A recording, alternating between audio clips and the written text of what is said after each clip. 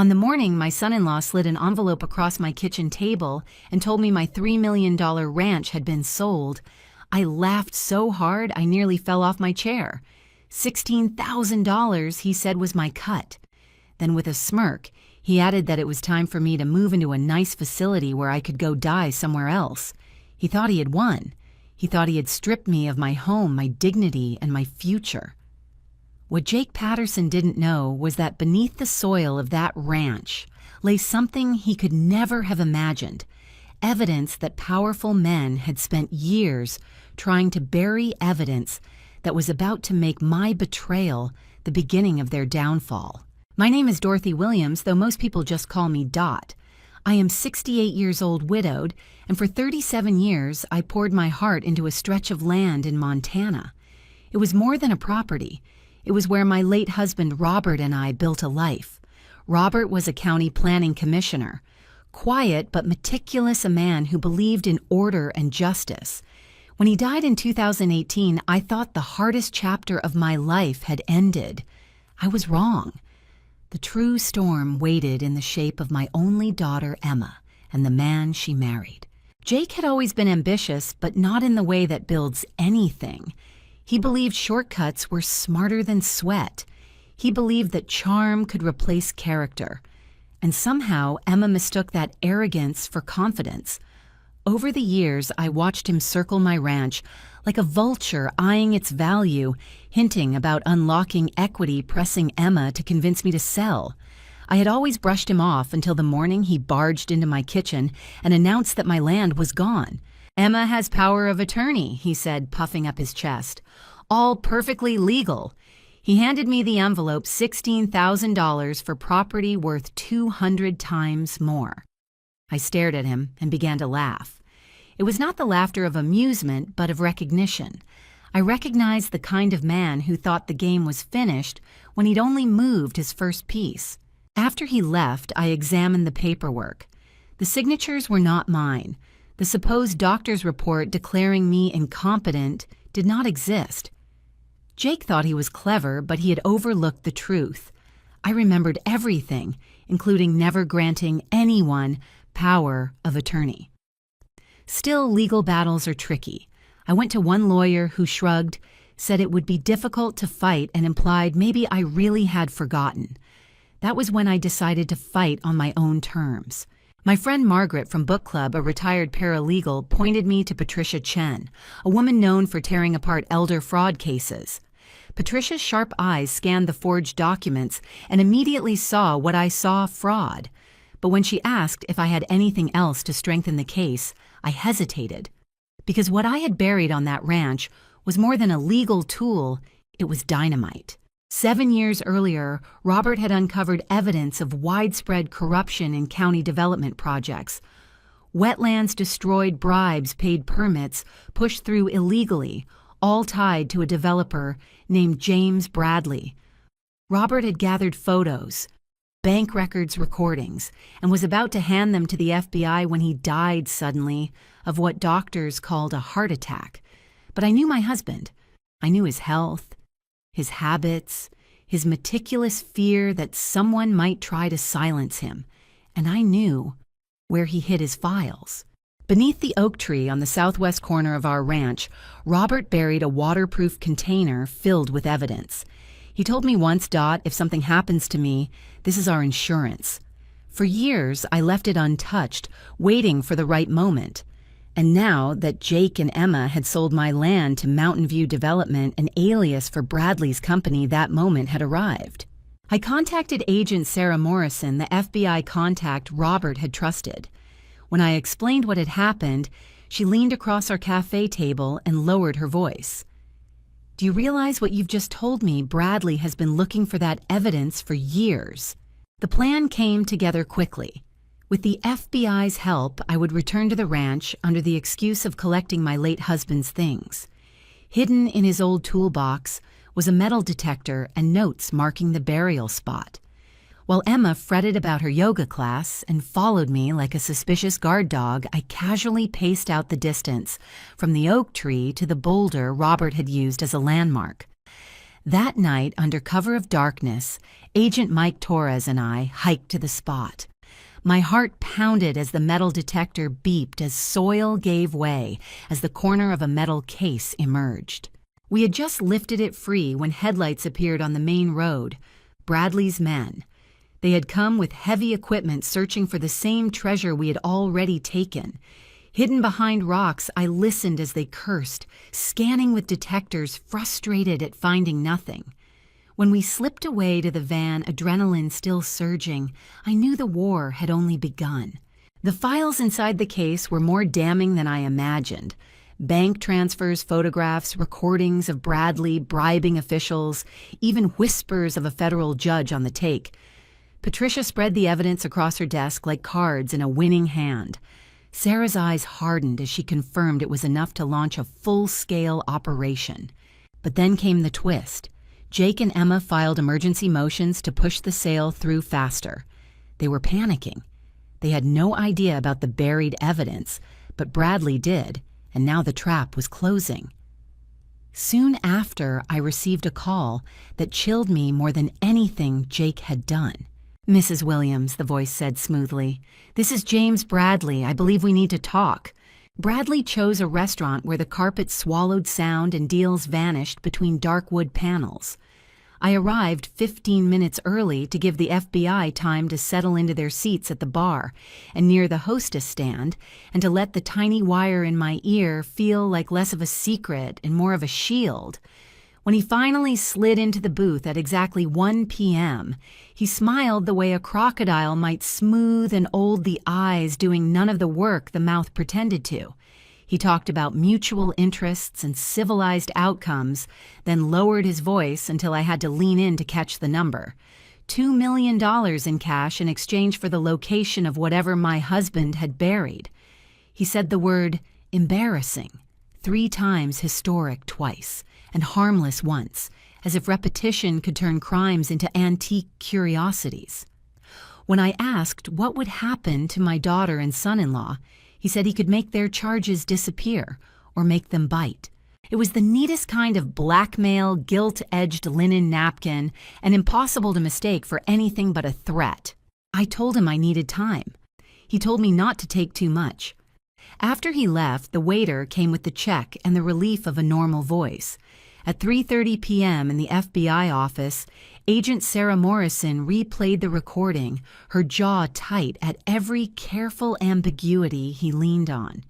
"We can bring him in for questioning," she said, "but this alone won't hold." Patricia Chen tapped a pencil against the table, thinking in straight lines. "Then we make him act. If he believes Dot can lead him to a second cache, his greed will do the rest." The word second wasn't a bluff. Robert had believed in backups the way some men believe in saints. He had buried 3 containers, the main one under the oak, and 2 smaller bundles elsewhere on the southwest acreage, each marked on a map only the 2 of us had ever seen. We'd already taken the big one. I suggested we dangle the existence of the others and give Bradley a target so tempting he would show his teeth. The next morning at 9 a.m., I called Bradley and said I had found a hand-drawn map in Robert's files with notes and depth markings. I proposed a trade at midnight on the ranch immunity for Emma and Jake in exchange for the coordinates. He paused a beat too long, then agreed. By noon, Sarah's team was expanding surveillance around the property. By 9 p.m., they had infrared placed in the cottonwoods, a tactical unit staged along the old logging road, and sharpshooters nested behind the windbreak where Robert used to test the fences with a listening stick. At 11:45 p.m., the gravel crunched beneath my old Honda as I pulled up beside the porch I had swept 1,000 times.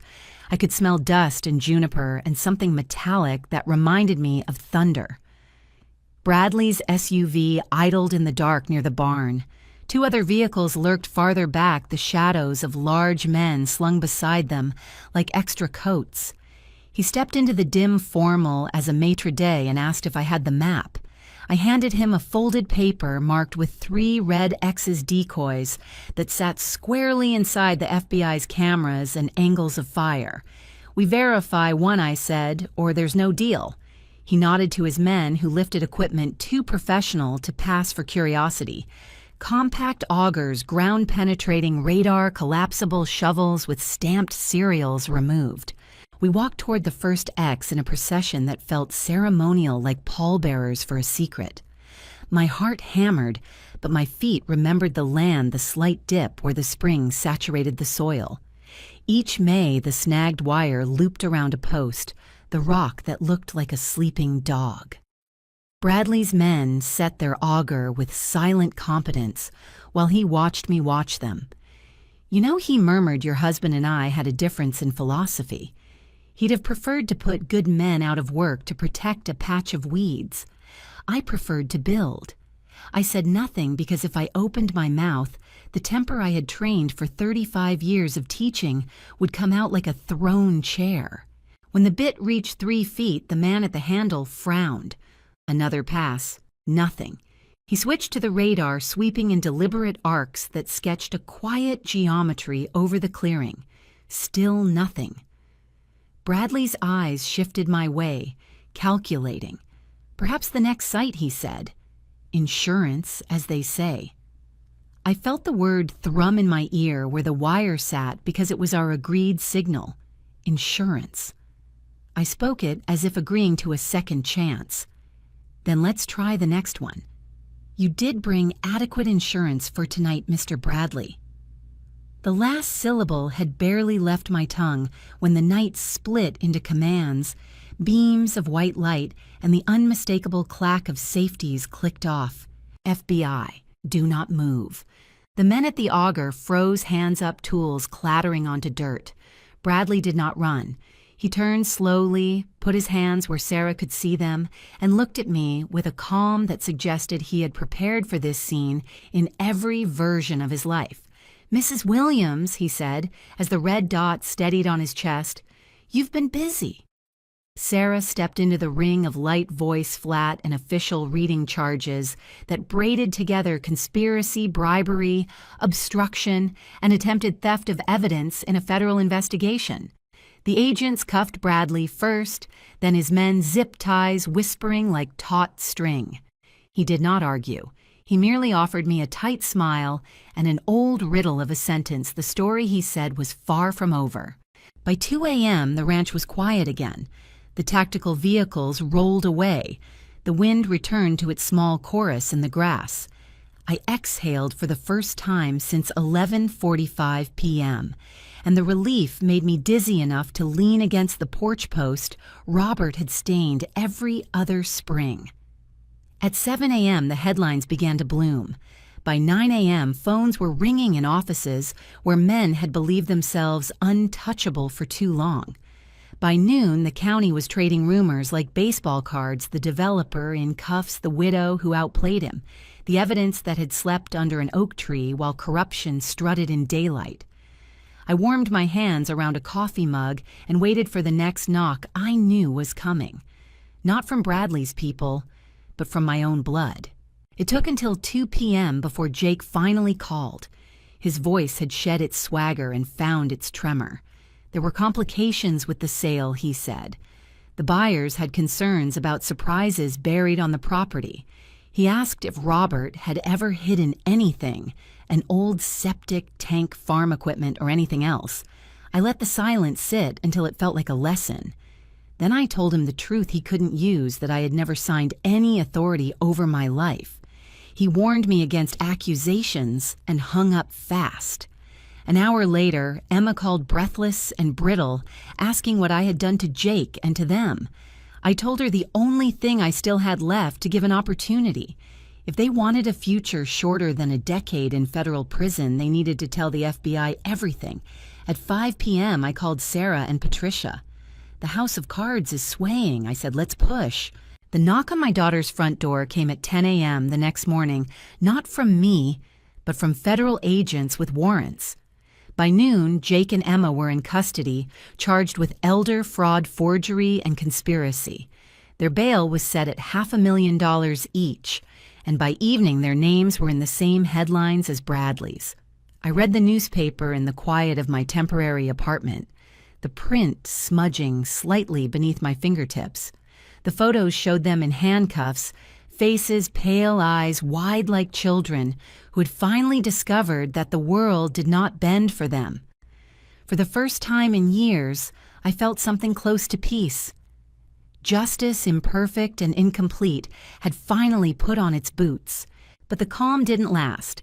Patricia called that afternoon with news sharp enough to cut.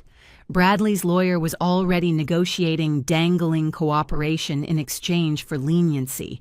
He's naming names, she said, and one of those names is Jake Patterson. My breath hitched. Bradley claimed Jake had been laundering money for years, funneling millions through his failing construction company. The ranch sale, Patricia explained, was not just about greed. It was meant to generate quick cash to bribe a federal judge who was about to rule on a case that could have exposed the network. That judge, Harrison Wickham, had sat on the federal bench for 15 years. He had been taking bribes for most of them. Suddenly, this was no longer a local scandal. It was a national one. At 3 p.m., I drove to my daughter's house. The manicured lawn already looked abandoned, the cars gone, the curtains drawn. Emma opened the door in sweatpants, her hair uncombed, eyes swollen from crying. She looked smaller, fragile in a way she hadn't since she was a little girl clutching a doll. Behind her, Jake hunched over a laptop, his skin ashen, his arrogance gone. When he saw me, he tried to speak, but I cut him off. "Everything you say can and will be used against you," I told him. "But you have one chance. Cooperate." They stared at me as though I'd just sentenced them myself. I explained what Bradley had revealed, how the sale was never about money for them, but about feeding a corruption network bigger than either of them could imagine. Emma broke first. Tears streamed down her cheeks as she whispered apologies. Jake sat rigid, jaw clenched, then finally sagged as though a string had been cut. "Dot," he muttered, "these people will kill me if I talk." "Then prison will have to be your refuge," I said. "You can choose survival behind bars or risk silence in the ground. Decide." By evening, they met with Agent Morrison and agreed to cooperate. The FBI had their testimony, and within 48 hours, 6 more arrests followed, including Judge Wickham himself. But Bradley had not been exaggerating when he warned me the story wasn't over. 3 weeks later, Sarah called me into her office.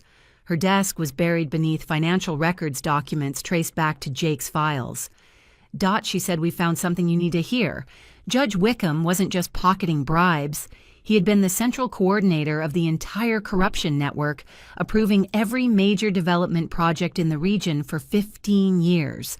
And the true architect, the man who had first built the pipeline of fraud, had been someone far closer to my husband than I ever suspected. It was Commissioner Davidson Roberts' direct supervisor at the county planning office. For nearly 3 decades, Robert had worked under him, reviewing applications, signing off on reports Davidson provided. Davidson had fed him falsified data, doctored surveys, manipulated financial statements. My husband had not just stumbled onto corruption. He had unknowingly facilitated it for years until he began piecing the truth together himself. When he finally did, he started documenting everything. That was the evidence he buried. I felt sick, as though the ground itself had tilted beneath me. Sarah slid another folder across the desk. Davidson had been scheduled to testify before a grand jury 2 years earlier. The day before his testimony, he died in what was reported as a car accident. Now evidence suggested otherwise. The same thread of fear wound through me, sharp and cold. "Sarah," I said quietly, "Robert didn't die of a natural heart attack. He was murdered." The words hung between us until I pulled a small vial from my purse. I had carried it for 7 years, hidden waiting. Inside was a trace of white powder digitalis. I had found it in Robert's coffee cup the morning he died. A private lab confirmed what doctors had missed. It causes heart failure nearly indistinguishable from natural causes unless specifically tested. The night before, I told her Robert said he was ready to turn everything in. He was excited, lighter than I'd seen him in years. That evening, Davidson visited. They had coffee together. The next morning, Robert was gone. Sarah's eyes widened, already dialing her phone. 2 days later, forensic results confirmed the same compound had been found in Davidson's remains. The supplier was traced to Judge Wickham's wife, a retired pharmacist. She confessed that her husband had forced her to provide the poisons, threatening her if she refused. With that, the case cracked wide open. Wickham was charged not just with bribery and racketeering, but with 5 counts of murder. Bradley and 12 associates faced charges ranging from conspiracy to obstruction. The empire they had built collapsed in less than a season. When it was over, when Emma and Jake were sentenced to 2 years in prison with restitution and community service, when the headlines had moved on, I stood once more on the soil of my ranch. The sale had been voided. Mountain View Development dissolved. I chose not to keep the property, but to donate it to the state as a preserve. One condition, only a memorial garden for Robert and the other victims of the corruption web. At sunset, 6 months later, the mountains glowed purple and gold as the garden dedication ended. Patricia Chen stood beside me, Agent Morrison on the other side, the air thick with silence and memory. Patricia asked if I had any regrets. I thought about Robert, about the years he unknowingly signed his name to corruption, about the daughter who betrayed me, about the men who believed greed could bury truth. Finally, I said no regrets. Justice took 7 years, but it came. As the stars broke through, I felt the weight of it all lift the laughter from that first morning returning softly. Sometimes, the old lady does win. Thanks for watching this story. If it moved you, please like, share, and subscribe for more. And let me know in the comments what you would have done if you were in my shoes. Your voice matters.